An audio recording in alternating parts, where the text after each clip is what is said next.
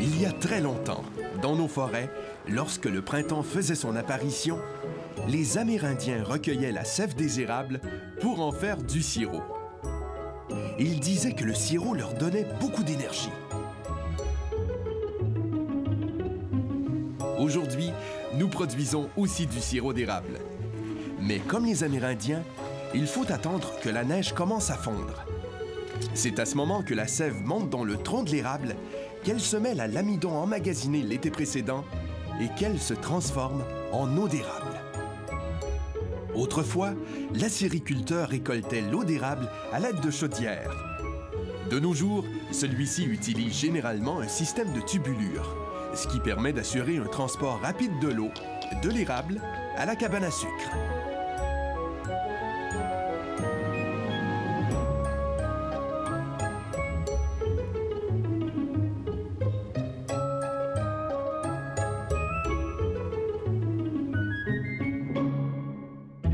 Pour apprécier le goût unique du sirop d'érable, il faut d'abord que l'acériculteur fasse évaporer la sève. Oubliez les bons vieux chaudrons. De nos jours, on fait évaporer la sève dans un appareil moderne qu'on appelle évaporateur. Il faut cependant que l'acériculteur soit très patient, car l'eau d'érable doit bouillir pendant plusieurs heures, jusqu'à ce qu'elle atteigne 104 degrés Celsius.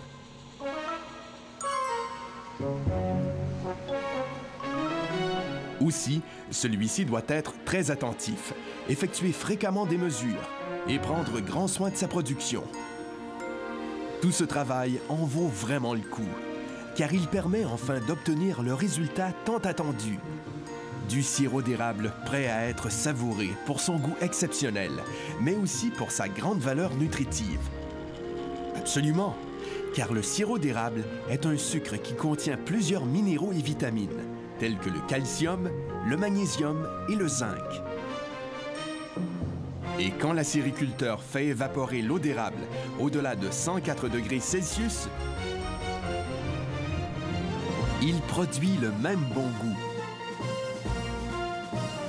Avec le sucre, le beurre et les bonbons d'érable.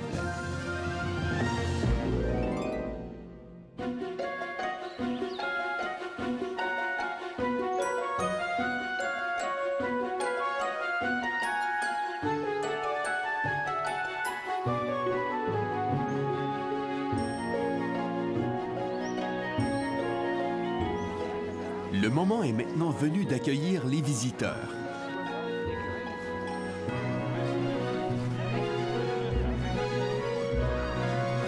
La cabane à sucre a toujours été un endroit très fréquenté, spécialement durant le temps des sucres, qui annonce le début du printemps, l'éveil de la nature et la promesse des jours d'été.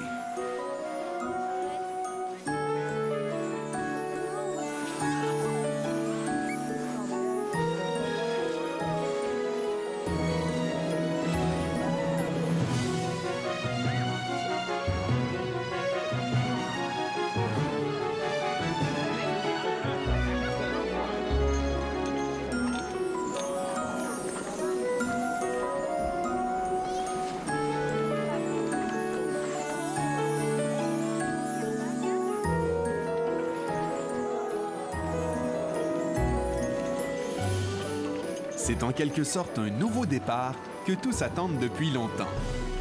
On se réunit donc en famille et entre amis pour profiter des premières chaleurs de la saison.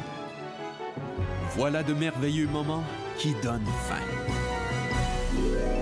Justement, on invite les visiteurs à prendre part à l'activité principale de la journée. Mesdames, Messieurs, place au traditionnel repas de la cabane à sucre et à nos délicieux produits de l'érable.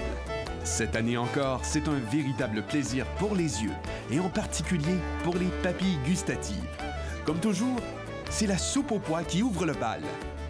Il y a ensuite le jambon, l'omelette, les fèves volards et même les fameuses oreilles de Chris. Et pour terminer en beauté, un petit dessert à l'érable pour se sucrer le bec.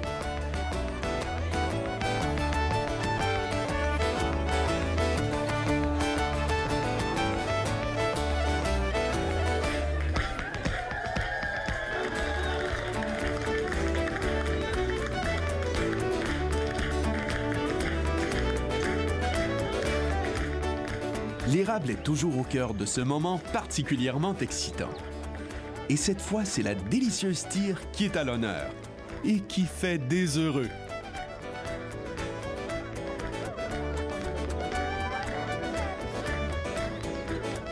D'autres personnes se chargent volontiers de créer une ambiance des plus électrisantes.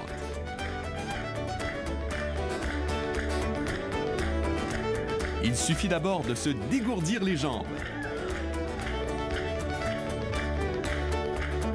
Maintenant que la fête commence. Et une bonne façon d'en profiter est certainement de savourer un bon verre de réduit. Une boisson particulière au temps des sucres, composée d'eau d'érable et de rhum.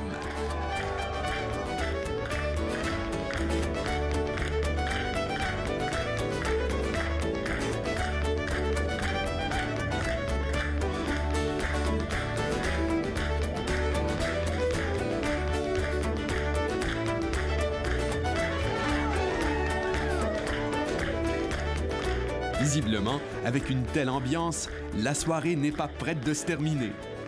Chose certaine, ils auront été nombreux à rendre cette journée inoubliable.